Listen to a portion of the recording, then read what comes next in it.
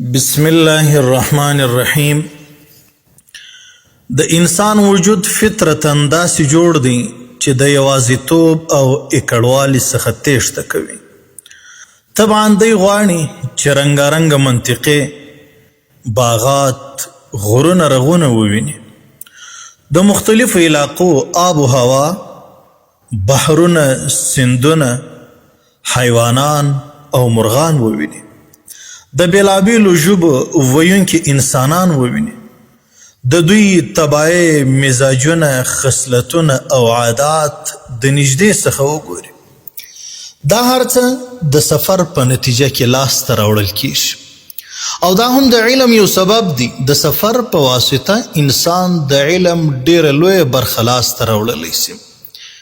د سفر معنا هم په لغاتو کې داسې سوې ده چې سفر ویل کیږي په حالت د سفر کې پر انسان راغلي واقعات، تجربات او مشاهدات بیانول. د خلکو سره اسباب موجود دي، لوی لوی اسفار کولی شي. له دې وجې د لرې لرې خلکو حالات تر موږ پورې را رسوي. موږ هم باید تر خپله وسه پورې د خپلو کارنامې تر نورو ورسوو. د هیواد یو علمی، ادبی، تاریخی او مثبت انځور نړۍ ته په ګوته کړو. نو راځم د مقصد په لوري.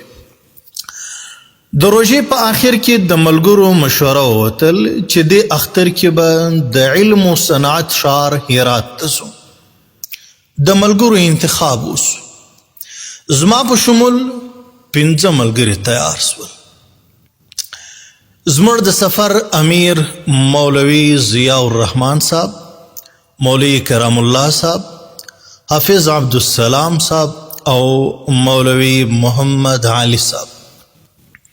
د اختر په درېیمه ورځ 4 بجې مو په مسنون دعاو سره د بولدک څخه د قندار په لوري سفر پیل کړ. پر لارې مو مشوره وکړه چې نن شپه به په قندار کې کو، ضروري حوایج او کارونه به پوره کړو. مازدیګر قندار ته راورسېدو. تر ماخستن مو چې څه ضروري کارونه وو ټول پوره سول. د ماخستن لمونځ مې د عالی قدر امیر المؤمنین مولا محمد عمر مجاهد رحمت الله علیه مدرسه جامع عمر کې ادا کړ. وروسته د لمانځه د شیخ الحدیث مفتی محمد شفیق صاحب په لوري روان سو. حضرت مفتی صاحب د جامعه صدیقیه نقشبندیه شیخ الحدیث دی. د مدرسې ناظم مولانا عتیق الله سمح صاحب دی. زموږ ډیر نږدې مخلص ملګري دي. په تګ و راتګ کې د دوی سره مشپه لازمي وي. د دوی سره او د دوی د والد محترم حضرت مولانا محمد صادق صاحب دامت برکات مولا علیه سره مو ښه په زړه پورې هر اړخیزه مجلس وسو. د دوی والد صاحب محترم یو متبع سنت عالم او د تصوف په اسرارو پوه یو کامل شخصیت پیر دی. د خپل وخت لوی مجاهد تیر سوی دی. د کیوبا زندان ترخی شیبې هم تیرې کړي دي. پروردگار عالم دې د دوی خدمات جلیله قبول و مقبول وګرځوي. سهار د چای وروسته مو رخصت ورسره واخیستی. پر 8 بجې مو د نیمروز په لوري حرکت پیل کړي. تر ډیره پورې مجلس علمی بڼه خپله کړه. وروسته فضا په عادي حالت بدله سوه.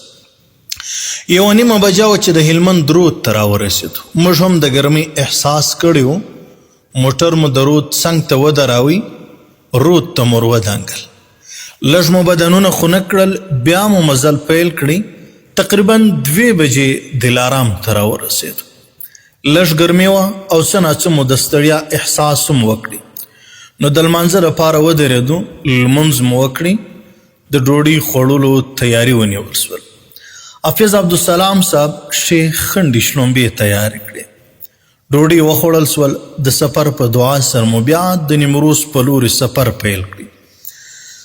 تر مازدیګره د سفر دا سلسله روانه وه. نه ختمېدونکې دښتونه او صحراوې مې تر شا پرېښوې. د مازدیګر لمانځه ته نیمروز ته ورسېدو. هلته مولوي شریف الله صاحب د خپلو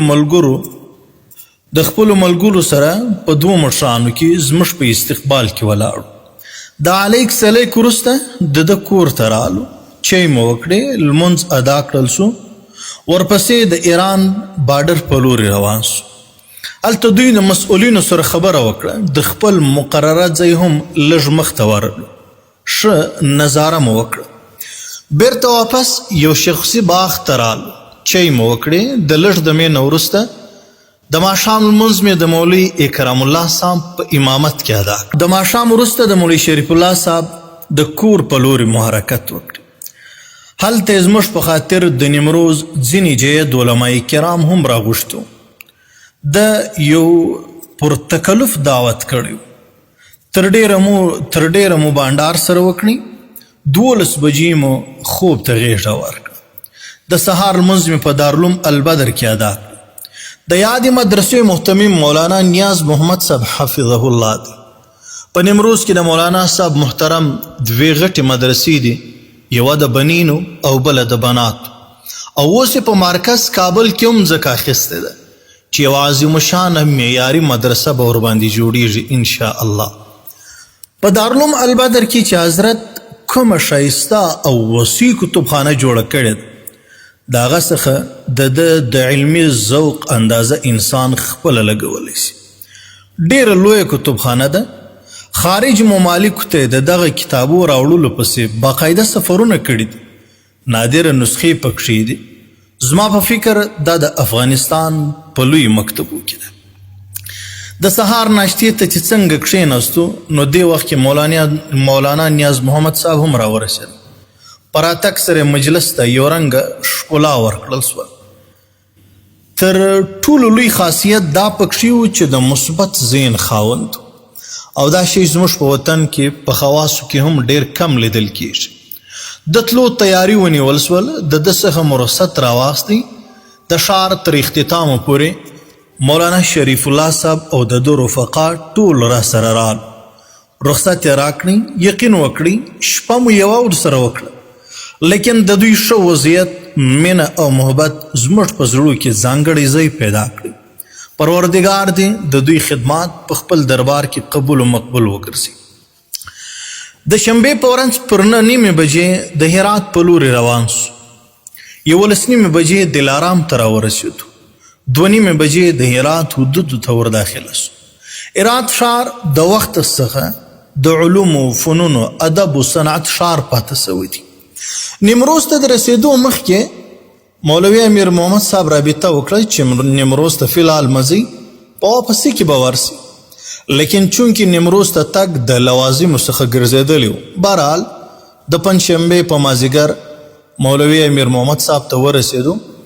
چای مو وچښې، لږ دمه مو وکړه، وروسته د خواجه عبدالله انصاري صاحب د زیارت په لورې روان سو. خواجه عبدالله انصاري څوک دی؟ راځئ لږ تعارف ته متوجه سو. خواجه عبدالله انصاري د شعبان په 12 په 396 هجري کې پیدا سوی دی او په 481 کې وفات سوی دی. یعنی د وفات تر 980 کالو څخه ډیره موده تیره سوې ده. د خواجه صاحب انصاري سلسله د نسب په 9 پوښ کې د حضرت ابو ایوب انصاري رضی الله عنه ته رسیږي. یعنی سلسله د نسب یې داسې راځي: ابو اسماعیل خواجه عبدالله انصاری بن ابو منصور بلخی بن جعفر بن ابو معاذ بن محمد بن احمد بن جعفر بن ابي منصور تابعی بن ایوب انصاری رضی الله تعالی عنه. د خپل وخت مفسر، محدث او مشهور صوفیو، د ډیرو کتابو مصنف هم دی، مسلکن حنبلی المذهب دی. د کتاب منازل السائرین یوه اوږده شرح د مدارج السالکین په نامه ابن قیم جوزی کړی او په خپل کتاب الوابل السیب من الکلم الطیب کې خواجه عبدالله انصاری ته د شیخ الاسلام لقب ورکړی دی. که څه هم علامه تاج الدین سبکی رحم الله په طبقات الشافعیه کې او ابن ابي یعلا په طبقات الحنابله کې بخي سخت ردود هم ورباندې کړي دي او علامه ذهبي رحم الله خو په اسیر کې د په اړه لیکلي دي: لكن الهروي كان اقبح مذهبا واخطر اقوالا. خیر دا زموږ موضوع نه ده، دلته مو صرف د مثبت تعارف مقصود دی. مخستن ترالو شپه په خیر تېره سوه. دوهمه برخه هم را سره وڅارئ، ډېر ښه معلومات به مو لاسته در